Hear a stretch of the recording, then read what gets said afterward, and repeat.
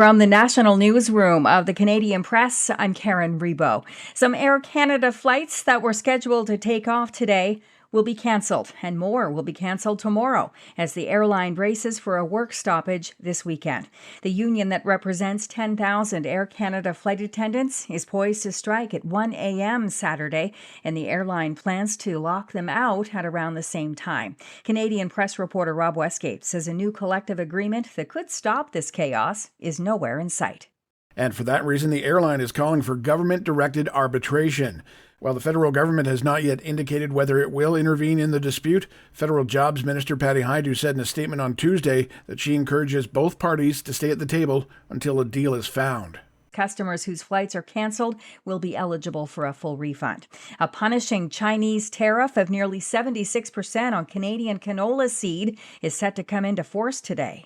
The duty comes a year after China launched an anti-dumping investigation into Canadian canola, and the investigation was in response to Canada's 100% tariff on Chinese electric vehicles. The latest levy has already caused the price of one of Canada's most valuable crops to fall, wiping out millions of dollars in its value. Prairie premiers call on the federal government to support Canadian farmers.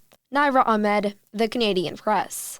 Simons is opening its first department store in Toronto at the city's Yorkdale Mall. CEO Bernard LeBlanc is confident his brand will continue to succeed even after Hudson's Bay faltered. LeBlanc says he doesn't relish the fall of the Simons competitors. We like to have a very buoyant and dynamic retail industry. So having somebody exit is always a little bit of a shock. The Toronto International Film Festival has changed course after pulling from its lineup a documentary about the Hamas attacks in Israel on October 7, 2023.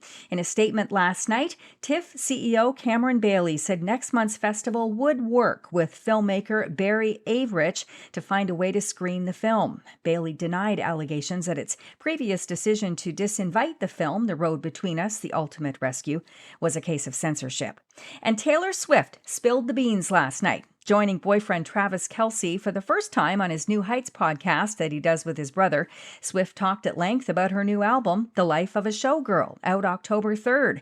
Swift also shared how she met Kelce, including his failed attempt to get backstage at one of her concerts, which led to his public plea for a date. It was such a wild romantic gesture to just be like, I want to date you. So I was like, if this guy isn't crazy, this is sort of what I've been writing songs about wanting to happen to me since I was a teenager. Yeah.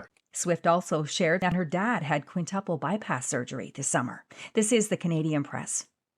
In sports, Max Scherzer is set to take the mound for the Toronto Blue Jays this afternoon when Toronto hosts the Chicago Cubs for the rubber match of their 3-game series. It was an entertaining performance from Shohei Ohtani as he returned to the Angels Stadium mound.